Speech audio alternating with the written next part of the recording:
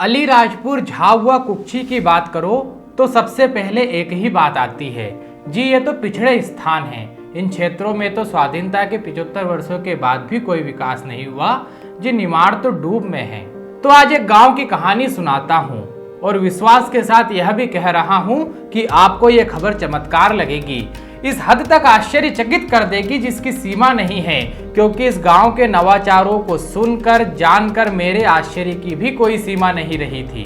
सच में ये कहानी या खबर, इसे आप जो भी कहे, ये आपकी देह में स्फुरण पैदा कर देगी। नवादपुरा नाम का एक गांव जो धार से 85 किलोमीटर दूर नर्मदा मैया के तट पर बसा है। जनसंख्या लगभग 1200 है। एक पॉइंट और नोट कर लीजिए कि ये गांव जनजाति बहुल गांव है। इस पॉइंट के नोट करते ही आपके मन में क्या आया होगा पता नहीं, लेकिन हम लोग जब किसी गांव में स्वच्छता, अच्छी शिक्षा, सामाजिक समरसता, गोपालन में नवाचार, पर्यावरण संबंधी कोई कार्य या और भी कोई अच्छा कार्य या इनमें से कोई एक भी देख लेते हैं तो हमारा मन उस पर स्टोरी करने का होता है। लेकिन इस गांव में तो ये सब कुछ है। ये सब कुछ क्या, इससे भी बहुत कुछ ज्यादा है। इस पर तो पूरी एक फिल्म बन जाए, लेकिन आज ये ट्रेलर ही देख लीजिए। गांव का सूत्रवाक्य वही जो अपने बड़े बूढ़े कह गए हैं, गो आधारित कृषि, कृषि आधारित उद्योग और उद्योग आधारित गांव। इस वाक्य में नया कुछ नहीं है। नयापन जो है वो इसे समय के साथ नया करके अपनाने में है। ये गांव की गौशाला है, 22 एकड़ में बनी है।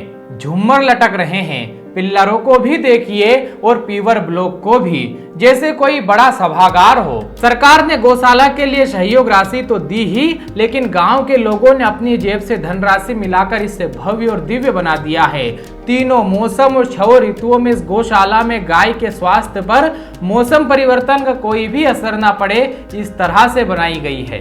अब आगे का सुनकर आप समझ जाएंगे कि गाय को हम नहीं, गाय हमें पालती है। गोबर और गौमूत्र से जैविक खाद बनाई जाती है। इस खाद का उपयोग खेतों में होता है।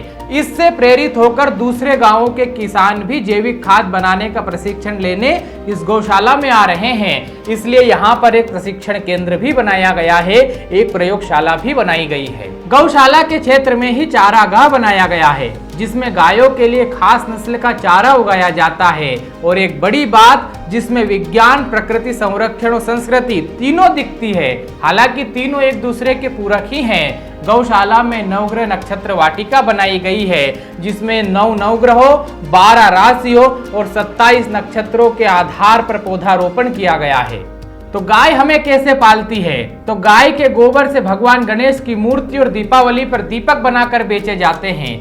फलों के जो पेड़ बोए हैं, उनसे फल आने के बाद उन्हें भी शहरों में बेचा जाएगा। गोबर और गौमूत्र से जैविक खाद बनाया जा रहा है। इस गांव में और भी बहुत से और बड़े अद्भुत काम हो रहे हैं, जिनके बाद यहाँ पर आपको पर्यटकों की संख्या बढ़ती हुई नजर आ रही है। इस गांव में पर्यटकों की संख्या बढ़ रही है, इसलिए यहाँ आने वाले पर्यटकों के रुकने के लिए मिट्टी और गाय के गोबर से सर्व सुविधा युक्त मठ कॉटेजेस बनाए जा रहे हैं। एक वेबसाइट भी गांव की लॉन्च की जाएगी, जिसके माध्यम से पर्यटक बुकिंग कर सकेंगे। इस गांव में आने वाले पर्यटकों को मिट्टी के पात्र में पारंपरिक भोजन परोसा जाएगा। शाम ढलने के बाद पर्यटकों के लिए लोक नृत्य और लोक गीतों का आयोजन होगा, जिससे वे मालवा निमाड़ की समृद्ध लोक परंपरा को जान सकेंगे। और क्या क्या होगा गोपालन से, सुनिए। गांव को गोकुल बनाया जा रहा है। पूरा गांव जैविक खेती की ओर अग्रणी हो गया है। पड़ोस के गांव भी अग्रणी हो गए हैं, जिससे हर वर्ष इस गांव के लगभग 1 करोड़ रुपए बचेंगे। ये केवल गौशाला की बात थी। गौशाला से बाहर आते हैं। कहते हैं जहाँ सड़कें चौड़ी होती है, वहाँ बुद्धि विस्तृत होती है। ये गांव की सड़कें हैं, चौड़ी सड़कें, कहीं पक्की सड़क तो कहीं पीवर ब्लॉक। सड़कों के दोनों ओर लहलहाते वृक्ष। गांव में गंदगी का कोई नामो निशान नहीं है। बैठने के लिए चेयर लगाई गई है और गांव के प्रत्येक घर में शौचालय है। आगे बढ़ते हैं। मनुष्य और पशुओं में जो अंतर करती है वो है शिक्षा। गांवों में सरकारी स्कूलों में कैसी पढ़ाई होती है हम सब जानते हैं। गांव के स्कूलों में कोई नहीं पढ़ता। सब अपने बच्चों को पास के शहर में खर्चा चुकाकर, बड़ा खर्चा चुकाकर पढ़ाते हैं। लेकिन इस बात में नवादपुरा अपवाद है।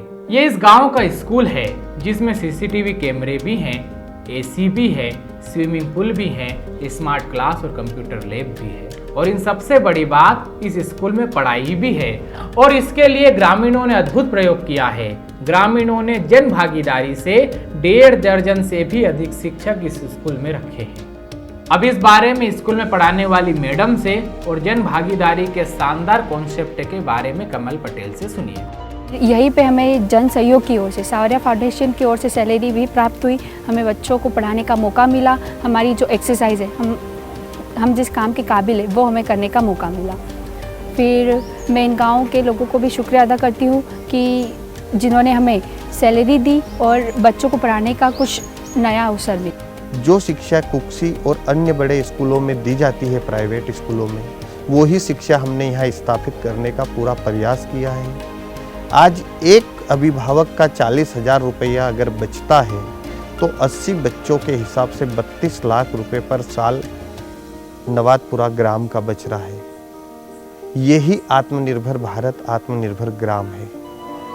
शहर में हाई स्कूल की पढ़ाई करने के लिए वाहन की व्यवस्था की गई है। गांव में सिंगल यूज प्लास्टिक पूरी तरह से बैन कर दिया गया है। पीने के स्वच्छ पानी के लिए हाईटेक व्यवस्था की गई है। एटीएम लगाया गया है। हर घर को एक कार्ड दिया गया है जिसे स्वाइप करने पर 2 रुपये में 20 लीटर स्वच्छ पानी मिलता है।